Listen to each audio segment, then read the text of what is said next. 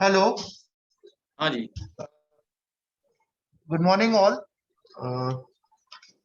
As we all know that I am audible. आवाज आ रही है मेरी? Yes, sir. Yes, sir. Yes, sir. As we okay. As we all know that our workshop is in process of acquiring 5S certification again, and in view of that, Mr. Harish Gupta from Bittal Technology is present today between all of us.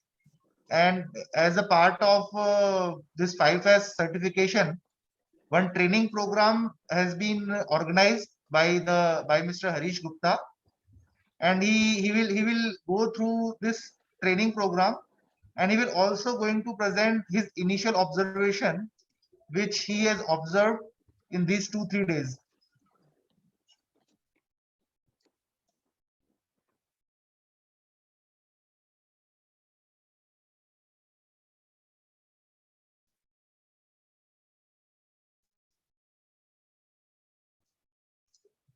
So Mr. Gupta, आप start करिए.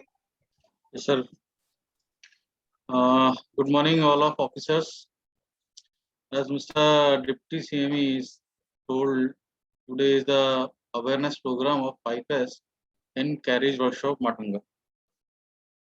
Last 3 days we are at here for observed in many shops. So we will show 2 photographs in after the presentation. So we will start the awareness program on 5S. So today is our training module at Carriage Workshop, Central Railway Matunga, implementation and monitoring at 5S. तो आज का जो हमारा content है वो what is 5S, implementation methodology, who should do it, when should be done, कब करना है, कैसे करना है, क्यों करना है, रिव्यू एंड मेजर, कैसे इसको हम रिव्यू करेंगे और कैसे मेजर करेंगे. Then 4 is sustain, how we sustain in our workshop. Sir what is 5S? Generally 5S क्या है इसके बारे में लोगों को बहुत कंफ्यूजन रहता है. कुछ लोग इसे हाउसकीपिंग के नाम से जानते हैं और या इम्प्रूवमेंट प्रोसेस, 2 तरीके से जाना जाता है. जनरली ये जो है हाउसकीपिंग नहीं है, ये जनरली इम्प्रूवमेंट प्रोसेस है. So 5S is a workplace organized technique and it's a way to involve associate in the ownership of their workplace, and it helps create and maintain the efficiency and effectiveness of a work area. तो ये work place को organise करने की technique है जिससे हम हमारी efficiency और इफेक्टिवनेस को इंक्रीज कर सकते हैं with help of our taking ownership in our work place. So 5S is a improvement process, or we can say it is a continuous improvement process, because 5S is not a one time activity, it is a continuous improvement process या activity. So 5S basically 5S के literally 5 abbreviation को लेकर के बनाया गया है. 5 words के पहले S को लेकर के बनाया गया है. तो वो 5 वर्ड्स कौन से हैं?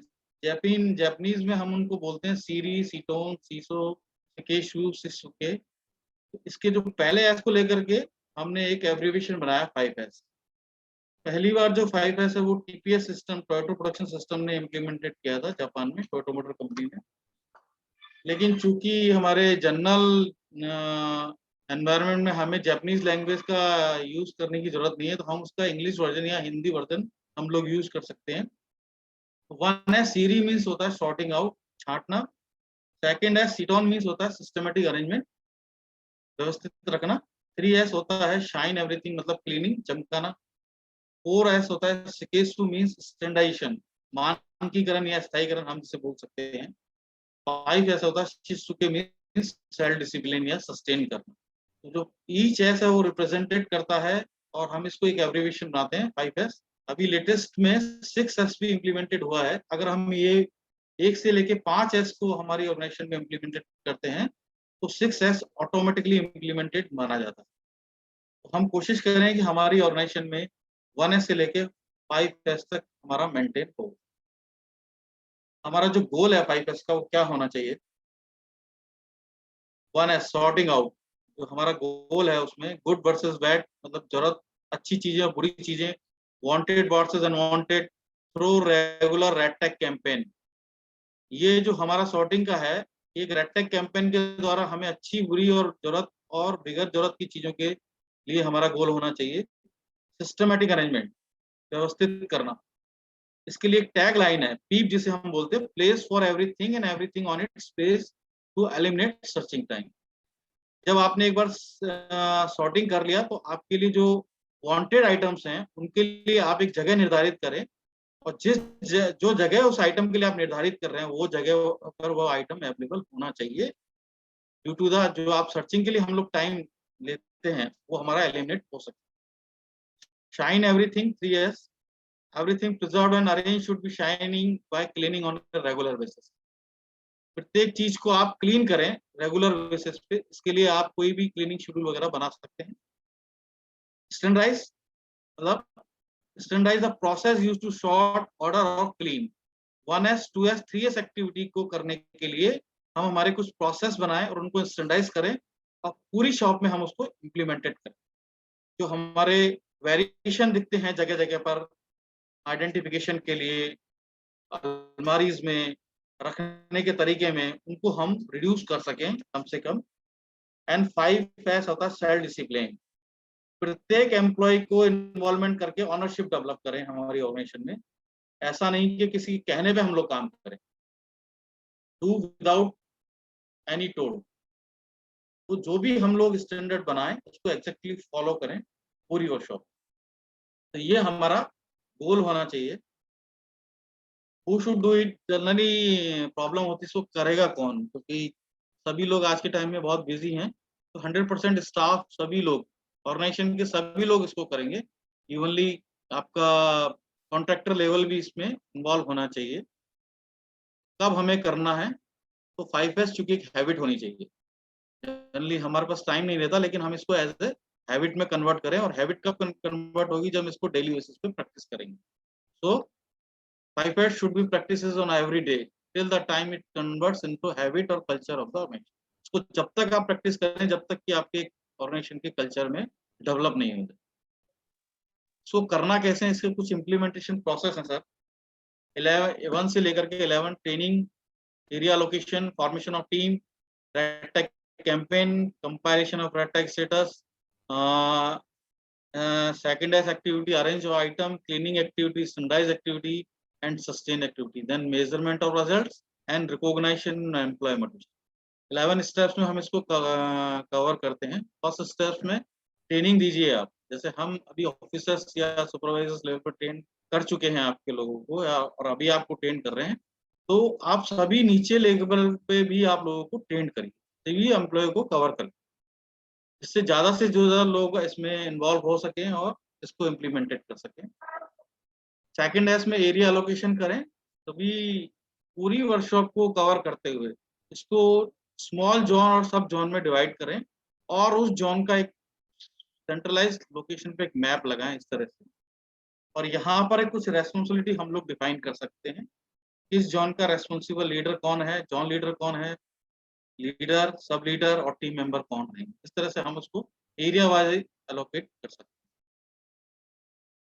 प्रत्येक जोन में एक 5S बाउंड्री होनी चाहिए और एक 5S कॉर्नर्स होने चाहिए, जहां पर बिफोर आफ्टर फोटोग्राफ्स, एरिया के टीम मेंबर्स के नेम। इस तरह से हम लोग एक 5S कॉर्नर को डिस्प्ले कर सकते हैं ईच एंड एवरी सेक्शंस में। एक कम्युनिकेशन बोर्ड अवेलेबल होना चाहिए, इसमें सारी हमारी 5S एक्टिविटी की डिस्प्ले होंगी चीजें।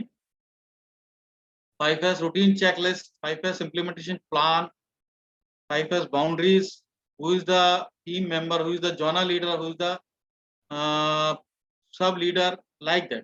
तो ये 5S communication board each and every section में अवेलेबल होना चाहिए।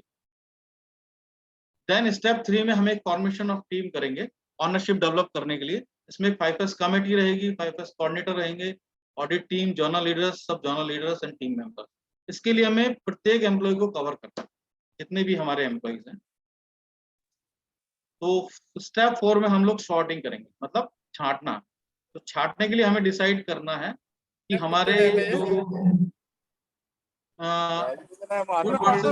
वांटेड वर्सेस अनवांटेड आइटम्स के बीच में हम छांटते हैं, क्योंकि हमारे जो ऑब्स्टिकल्स के बीच में हम लोग एलिमिनेट करें हमारे वर्क प्लेस को और जो हमारा अननेसेसरी आइटम की वजह से हमारा जो रिड्यूसेस जो चांसेस रहते हैं मिलने के, जो हमारा टाइम लगता है, वो हम कम कर सकें।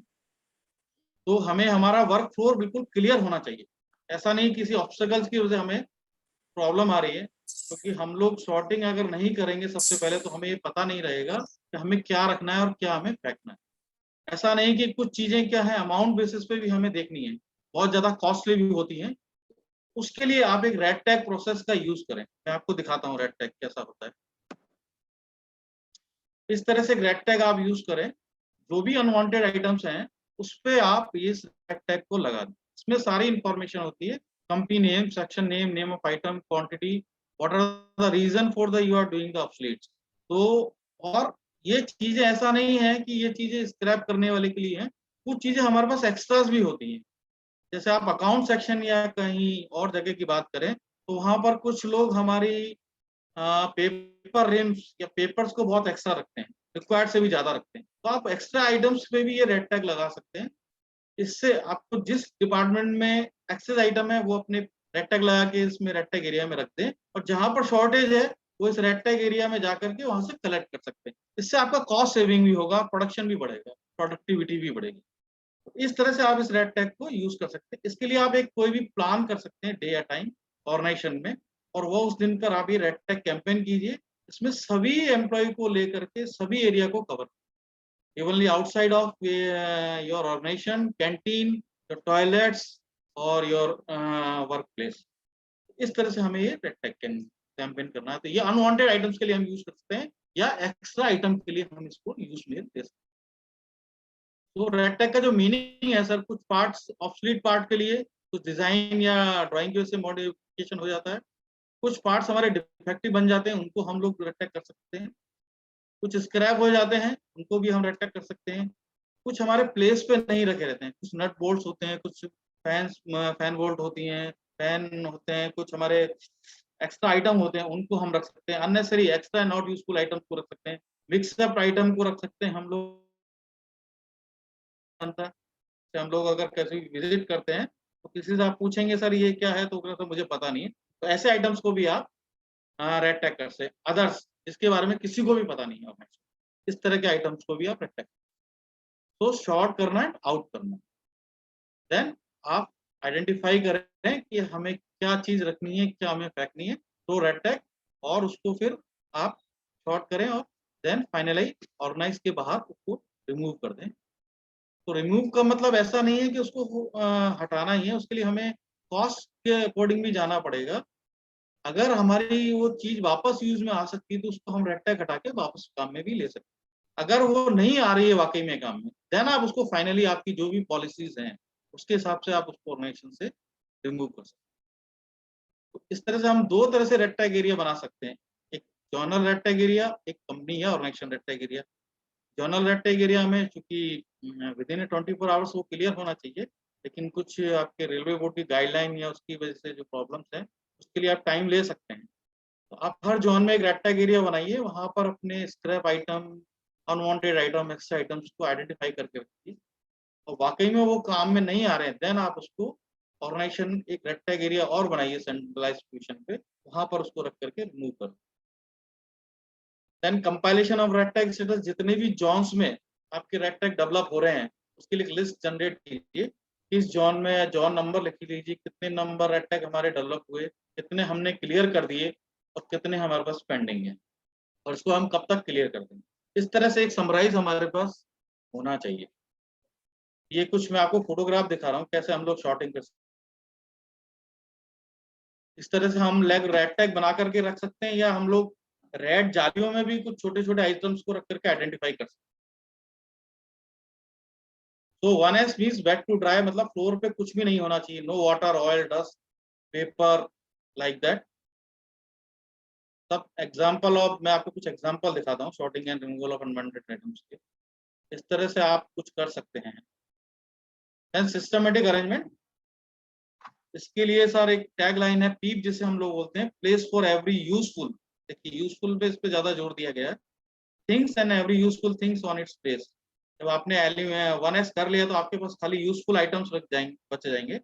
इसके लिए आप एक प्लेस को आइडेंटिफाई कीजिए और उस प्लेस पर वही चीज अवेलेबल होनी चाहिए। इसके लिए आप boundaries work with in mark boundaries, इसके लिए आप कुछ बाउंड्री डिसाइड कीजिए, उतनी में आपको वर्क करना है। तो सेट इन ऑर्डर का जो हमारा मतलब है वो हम इसको इस तरह से करें कि all are necessary item arrange, मतलब आपको अरेंज इस तरह से करने हैं कि आपकी जितनी भी जरूरत की चीजें वो आपके पास रहें और जल्दी से जल्दी आप उनको सेलेक्ट कर लें। इससे आपका जो वेस्ट ऑफ टाइम है अरेंजिंग करने के लिए वो बच जाए। क्या करें, जरूरत की ज्यादा चीजों को आप अपने पास रखें। जैसे हमारी कुछ ऐसी फाइलें होती हैं या कुछ ऐसी टूलिंग्स होती हैं जो हमें डेली या मिनट पे काम में आती हैं, उनको आप टॉप ऑफ द टेबल रखें या नजदीक रखें। और जो फाइलें या टूलिंग बहुत कम काम में आती है उनको थोड़ा आप कपबोर्ड्स में रख सकते हैं, कहीं अरेंज करके रख सकते हैं। और जो बहुत लॉन्ग टाइम में काम में आती है उनको आप कहीं सेंट्रलाइज लोकेशन पे रख सकते हैं। इससे क्या होगा, आपका जो सर्चिंग टाइम है वो एलिमिनेट हो जाएगा। तो इसके लिए place item according to their uses, तो आपको ये डिसाइड करना है कि हमें हमारा आइटम कैसे यूज में लेना है, उसके आधार पर आपको अपना प्लेस आइडेंटिफाई करना। तो इसके लिए आप क्या करें, शैडो बॉर्डर्स बनाएं, no touching of parts each other, एक दूसरे से पास टच नहीं करें, लोकेशन फिक्स करें एवरीथिंग की, इजी आइडेंटिफिकेशन करें, फायर एक्सटिंग्विशर की लोकेशन आइडेंटिफाई करें। जनरली फायर एक्सटिंग्विशर की लोकेशन आइडेंटिफाई नहीं करते हैं लोग बहुत। और मार्क गैंगवेज, गैंगवेज को मार्क करें। मैं कुछ एग्जांपल आपको शो करना चाहता हूँ किस तरह से आप अपने ऑफिसेज और में यूज कर सकते हैं सिस्टमेटिक अरेंजमेंट। कीज के लिए इस तरह से यूज ले सकते हैं, कीज नंबर डालिए, तो एक सेंट्रलाइज पोजीशन पे आप रखिए और वही नंबर आप अपने ड्रॉर पे भी डाल सकते हैं। आपके जो ऑफिसेज में इक्विपमेंट्स होते हैं वो जनरली हम लोग हैजार्ड बे में रख देते हैं, उसके लिए भी आप आइडेंटिफाइड कीजिए, उनको लिए मार्क करके रखिए। ट्रांसपेरेंट स्टोरेज कपबोर्ड्स यूज कर सकते हैं इजी आइडेंटिफिकेशन के लिए। ओपन फाइलिंग सिस्टम भी आप ट्रैवल जिग-जैग पोजीशन में लगा सकते हैं। इस तरह से हम लोग हमारी फाइल्स अरेंजमेंट कर सकते हैं सेकंड डेस्क में।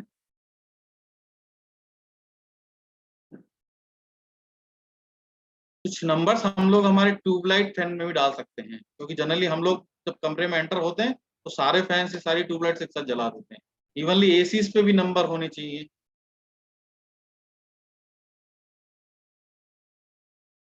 इस तरह से हमारे फायर एक्सटिंग्विशर को हम लोग आइडेंटिफाइड प्लेस पे रख सकते हैं। क्योंकि एक अरेंजमेंट ऐसा भी होना चाहिए, अगर कोई व्यक्ति किसी व्यक्ति के एब्सेंट में कुछ आइटम ले रहा है तो हम हमारा आईडी कार्ड वहां पर रख दें, जिससे वो उसको सर्च करने के लिए टाइम नहीं एक्सपांड करेगा। इस तरह से हमारा अरेंजमेंट होना चाहिए। केजेस के लिए हम लोग फ्री फिक्स लोकेशन डिसाइड करें। फिक्चर्स एंड डाइस के लिए हम लोग इस तरह से यूज कर सकते हैं। टूलिंग के लिए हम लोग इस तरह से जनरली टूल बॉक्स में हम लोग हैजार्ड बे में रखते हैं, तो चाहे तो आप एक हैंड टूल का सेंट्रलाइज लोकेशन पे यूज कर सकते हैं, या पर जगह जगह आप इस तरह से एक प्लेस पे लगा करके आप लोग हैंड टूल्स को यूज कर सकते हैं, जिससे आपको आइडेंटिफिकेशन में दिक्कत ना हो। और या आप एक सेंट्रलाइज लोकेशन पे भी प्रीफिक्स लोकेशन का टूलिंग यूज कर सकते हैं। ऑफिस अरेंजमेंट इस तरह से रखना चाहिए बिफोर आफ्टर में, क्योंकि फिनिश पार्ट एक दूसरे से टच ना हो, क्योंकि अगर टच हो जाएंगे तो उसमें डेंट्स पड़ने के चांसेस रहते हैं और वो रिजेक्ट हो सकते हैं, तो हमारा प्रोडक्टिविटी नहीं बढ़ पाएगा। कुछ हम लोग विजुअल डिस्प्ले ज्यादा से ज्यादा करें, जिससे हमें किसी को पूछने की जरूरत नहीं पड़े। स्टेप 7 में आता है shine everything, clean your work place on daily basis पे। जबकि क्योंकि हम लोग हमारे वर्क प्लेस को डेली बेसिस पे क्लीन करें, इसके लिए हम लोग कोई क्लीनिंग फ्रीक्वेंसी सेट करें। जनरली हम लोग क्या है, टॉयलेट्स को हम लोग डेली क्लीन करते हैं, लेकिन हम लोग वॉल्स और रूफ को डेली क्लीन नहीं कर पाते हैं, कोनों को हम लोग क्लीन नहीं कर पाते हैं, कपबोर्ड्स को हम लोग क्लीन नहीं कर पाते हैं। इसके लिए आप कोई क्लीनिंग फ्रीक्वेंसी डिसाइड कर लें कि हमें कब कौन सा चीज क्लीन करना है। आप क्लीनिंग इस तरह से करें कि उसको हम लोग जैसे इंस्पेक्शन कर रहे हो मत किसी दिन। इससे क्या होगा, आपका मशीनरी और इक्विपमेंट का डिटोरेशन बच जाए, तो आप अपना वर्क प्लेस सेफ भी रहेगा और आप इजी काम कर पाएंगे। क्योंकि अगर साफ सुथरा एनवायरनमेंट रहता है तो हमें काम करने में आसानी रहती है और मजा भी आता है। So shine everything by through cleaning from floor to roof. आप फ्लोर टू रूफ क्लीन करें। ऑफिसेज में low and top of cupboards, table, filing racks. Shop floor में मशीन्स बहुत गंदी होती हैं, उनके अंडर जो भी बहुत ज्यादा डस्ट रहता है, पानी भरा रहता है कई जगह। हैंडलिंग इक्विपमेंट को क्लीन करें, क्योंकि वो क्लीन नहीं हो पाते हैं, वहाँ बहुत ज्यादा ऑयली सरफेस वगैरह लगी रहती है। वॉल्स, विंडो, फैंस, इनको भी आप क्लीन करें। Canteen, passage, toilet, outskirts of the building and company, सारे एरिया को हमें क्लीन करना। तो 6 साइड क्लीन होना चाहिए। कुछ एग्जाम्पल देखिए आप, इस तरह से हम लोग हमारी ऑर्गेनाइजेशन को, this is example for the railway organisation only. This is the NWR headquarter Jaipur. This is the manufacturing company, one of the manufacturing company in the Bhiwadi.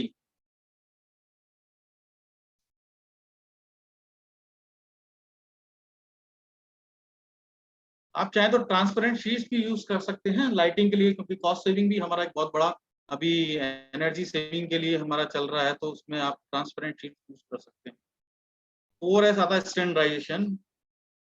इसके लिए आप स्टैंडर्डाइज के लिए बेस्ट प्रैक्टिस वर्क एरिया में जो standards बनाएं और सभी वर्क प्लेस पे इसको मेंटेन करें, और एवरीथिंग इन राइट प्लेट, सभी प्रत्येक चीज जगह पर होनी चाहिए। इसके लिए आप जो भी प्रोसेस या स्टैंडर्ड बनाते हैं पूरी तरह फॉलो होना चाहिए। तो हमें 1S, 2S, 3S को फॉलो करते हुए कोई प्रोसेस बनाएं और उसको स्टैंडर्डाइज करें। लाइक दैट, कुछ एग्जांपल के थ्रू मैं आपको समझाता हूँ इस तरह से हमें स्टैंडर्डाइज करना। Open the door, opening door and closing door की मार्किंग करें। डस्टबिन की हम लोग मार्किंग करें, क्योंकि जनरली डस्टबिन हमारे इधर उधर पड़े रहते हैं, फायर एक्शन में मार्क करें। इजी फाइलिंग सिस्टम को जिस तरह से आप डेवलप कर रहे हैं वो सेम पूरी ऑर्गेनाइजेशन में होना चाहिए। जो आईडी जो आप नॉमेनक्लेचर काम में ले रहे हैं, लाइटिंग के नंबर्स वगैरह के लिए या अपना नाम वगैरह लिखने के लिए, उसका font size, colour size common रखें, एक जैसा दिखने के लिए, रिड्यूस द वेरिएशन। इस तरह से हम लोग हमारी ऑर्गेनाइजेशन को स्टैंडर्डाइज करें। पाइपलाइन के लिए कलर कोडिफिकेशन करें ज्यादा से ज्यादा। वाटर के लिए ग्रीन, एयर के लिए लाइट ब्लू, स्टीम सिल्वर के लिए।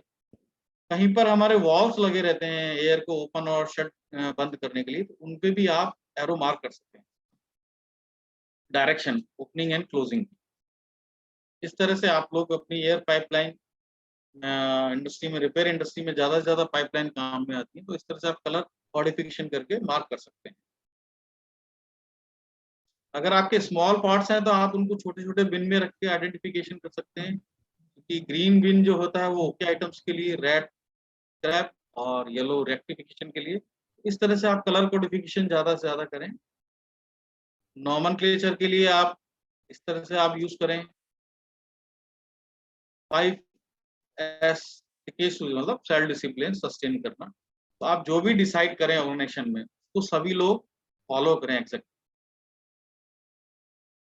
तो इसके लिए आप क्या करें, कम्युनिकेट करें, ज्यादा से ज्यादा लोगों को ट्रेनिंग करें, मॉर्निंग मीटिंग करें, मतलब ऑर्गेनाइजेशन में आने से बाद 10 मिनट के लिए मॉर्निंग मीटिंग करें। रेड टैग कैंपेन करें, ज्यादा से ज्यादा रेगुलर ऑडिट्स करें, और हर जोन का आप स्कोर मॉनिटरिंग करें। इसके लिए सभी HODs और एम्प्लॉयज का मोटिवेशन होना जरूरी है, involvement of HODs and motivation of. इसके लिए आपको, तभी आप सेल्फ डिसिप्लिन मेंटेन कर पाएंगे। तो 5S का जो हमारा मोटिव होना चाहिए, डू विदाउट बीइंग टोल्ड, मतलब बिगर इसके कहने के बगैर हमें काम करना। तो रेगुलर ऑडिट्स करें, ट्रेनिंग करें, डिसिप्लिन में रहें, और जो भी प्रोसीजर आप बनाए उसको फॉलो करें एक्चुअली सभी जॉन्स। तो ये आपको रेगुलर ऑडिट करके ही आप इस सभी जॉन्स का स्कोर निकाल सकते हैं। देन स्टेप 10 में आप मेजरमेंट ऑफ रिजल्ट्स, जो भी हम लोग 5S ऑडिट टीम बनाए उसके लिए आप सभी जॉन्स का ऑडिट करें, और जो भी नॉन कंफर्मिटी जनरेट हो उसको एज ए इम्प्रूवमेंट लेकर के उसको आप क्लोज करें, और अपनी ऑर्गेनाइजेशन में या अपनी जॉन में उसको इम्प्रूव करें। मिनिमाइज स्कोर जो होना चाहिए हर जॉन का, वो 75% होना चाहिए किसी भी ऑर्गेनाइजेशन को 5S लेने के लिए, वर्कप्लेस को मैनेज करने। तो जो जितनी भी हमारी नॉन कंफर्मिटी जनरेट होती है, ये एक चेकशीट होता है इसका 5S को ऑडिट करने के लिए। इसमें कुछ पॉइंट दिए होते हैं हर 1S 2S के हिसाब से, और उसमें कुछ नंबर्स दिए होते हैं, उसके आधार पर उसका स्कोर निकलता है। जो भी नॉन कंफर्मिटी हमारी जनरेट होती है उसको इस तरह से हम लोग एक फॉलो अप ऑडिट के फॉर्मेट में हम लोग रख सकते हैं। क्योंकि कुछ हमारी नॉन कन्फर्मिटी इमीडिएटली क्लियर हो जाती है, उसके लिए हमें टाइम लगता है, उसके लिए हम लोग एक्शन प्लान बना के दे सकते हैं, टारगेट डेट दे सकते हैं, देन उसका हम लोग फॉलो अप ऑडिट करके उसको क्लोज कर सकते हैं। देन जो भी आपका बेस्ट जॉन है उसको आप कोई भी रोलिंग ट्रॉफी दे करके उसको रिकॉग्नाइज कर सकते हैं, उसका मोटिवेशन बढ़ा सकते हैं। एंड रिव्यू एंड मेजर करने के लिए हम सभी जॉन्स में ऑडिट करें, सभी एरियाज में ऑडिट करें, और उसका हम लोग फ्रिक्वेंसी जो भी है वीकली मंथली आप जो भी डिसाइड करें उसके हिसाब से प्रत्येक जोन का ऑडिट होना चाहिए, और वह आपके 5S कम्युनिकेशन बोर्ड में उसका ऑडिट स्कोर लगा हुआ होना चाहिए, जिससे हम लोग ये पता लगा सकें कि हम लोग कहाँ पर सस्टेन कर रहे हैं। सस्टेन करने के लिए हम हमारे ऑडिट स्कोर के हिसाब से हम लोग मॉनिटरिंग करें। अगर हमारा ऑडिट स्कोर कम है तो हमारी मॉनिटरिंग हम ज्यादा बढ़ा दें। Improving ownership by allocating area, अगर कम स्कोर आ रहा है तो ज्यादा से ज्यादा जॉन को और छोटे छोटे एरिया में डिवाइड कर दें, इससे हमारी ऑनरशिप को डेवलप कर सकें। ज्यादा से ज्यादा रेड टैग कैंपेन करें, विजुअली कम्युनिकेट करें लोगों को, विजुअली थ्रू फिक्स पॉइंट के फोटोग्राफ के द्वारा before and after structured communication करें, लोगों को नीचे लेवल तक ट्रेनिंग दें, पीरियोडिकल ऑडिट्स करें ऑल लेवल पर, मोटिवेशन करें, और टोटल एम्प्लॉय इन्वॉल्वमेंट के द्वारा हाउसकीपिंग को आप मेंटेन करें। इसके लिए इंप्रूवमेंट साइकिल होता है, plan, do, check and act cycle. Plan करें, डू करें, उसको चेक करें, फिर एक्ट करें, तभी वह आपका डेवलप हो पाएगा इंप्रूवमेंट साइकिल। तो 5S इज अ हैबिट जो कि हमें अच्छी और बुरी फीलिंग दिलाती है। तो 5S bring culture change in the organisation. तो डेवलप ऑफ द संस्कार in the organisation through total employees involvement. प्रत्येक एम्प्लॉय के भागीदारी के द्वारा आप अपने ऑर्गेनाइजेशन में संस्कार डेवलप कीजिए। And development of ownership in the organisation. तो ऑनरशिप जितनी ज्यादा आप डेवलप करेंगे ऑर्गेनाइजेशन में, उतना ज्यादा आपका 5S मेंटेन रहेगा। तो 1S करेंगे तो क्रिएशन ऑफ स्पेस होगा, 2S करेंगे तो आपका टाइम सेविंग होगा, 3S करेंगे तो आपका वर्किंग एनवायरनमेंट क्लीन होगा। अगर हम 1S 2S 3S एक्टिविटी करते हैं तो ये खाली हाउसकीपिंग कहलाता है, साफ सफाई एक्टिविटी कहलाता है। लेकिन हम 4S और 5S को उसमें जोड़ देते हैं तो is a work place management system कहलाता है। तो इसको जनरली हम लोग हाउसकीपिंग के नाम से, जब 5S का नाम आता है तो जनरली लोगों के दिमाग में ये आ जाता है कि हम लोगों को हाउसकीपिंग करना है। It is not a housekeeping, it is a work place management system और कंटिन्यूअल इंप्रूवमेंट प्रोसेस। तो ऑर्गेनाइजेशन को आप विजुअल ऑर्गेनाइजेशन बनाएं, किसी को एक्सप्लेनेशन की जरूरत नहीं है। जनरली हमने आजकल आपके मेट्रोज में हम लोग यात्रा करते हैं तो वहां पर जनरली विजुअल ऑर्गेनाइजेशन है सबसे ज्यादा, लेकिन अभी रेलवे स्टेशन भी बहुत ज्यादा विजुअलाइज हो गए हैं, किसी को एक्सप्लेनेशन की जरूरत नहीं है, पूछने की जरूरत नहीं है। तो there is a place for everything and everything on its place, मतलब इसके लिए आप ज्यादा इस पे विशेष ध्यान। तो 5S is not a one time activity, it is a continuous improvement process. No TQM, TPM and release system is possible without 5S. 5S जीने का तरीका है। मैं आपको कुछ एग्जांपल दिखाता हूँ इम्प्लीमेंटेशन के।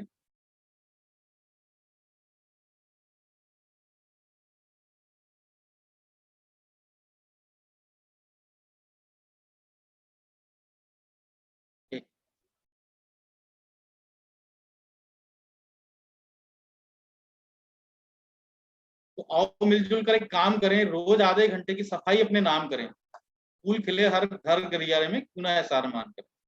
Thank you. ये एक छोटा सा प्रेजेंटेशन था 5S अवेयरनेस के बारे में। हम इसको आपके सभी लोगों के साथ शेयर करेंगे। हम इसको MNP में दे देंगे, जिससे हम चाहते हैं इसको सभी लोग इसको शेयर करें और ज्यादा से ज्यादा सीखें।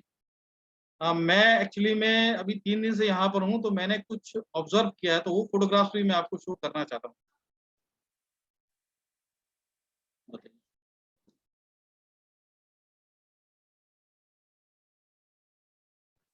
बहुत सारे फोटोग्राफ्स हैं, लेकिन मैं कुछ आपको फोटोग्राफ जनरली शो दिखा रहा हूँ अभी। इस तरह से आपका ऑर्गेनाइजेशन है। ये कुछ मैं चाहता हूँ यहाँ पर इम्प्रूवमेंट हो, क्योंकि बहुत ज्यादा गंदगी है।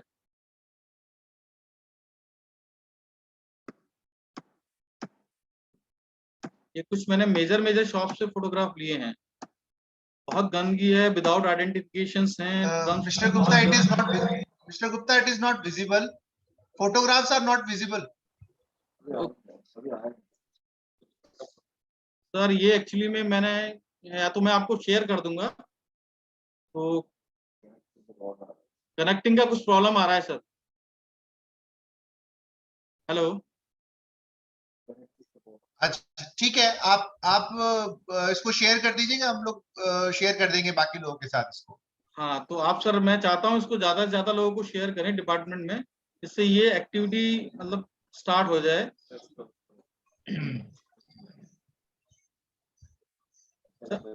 विजिबल हो रहा है सर कुछ? No, it is not visible still. Okay ठीक है सर, मैं आपको ये शेयर दे दूंगा फोटोग्राफ, इससे आप डिपार्टमेंट ठीक में है। इनको शेयर कर दीजिए, जिससे वो लोग इम्प्रूव कर सके और हम इसका ऑडिट कर सकें सर दोबारा से। ठीक है। Thank you for listening this PowerPoint presentation for the awareness program of 5S. If you have sir any question, then you can call me.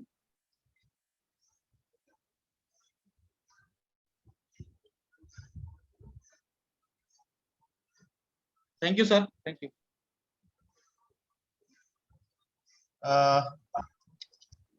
किसी कुछ क्वेश्चंस हैं तो दे कैन आस्क।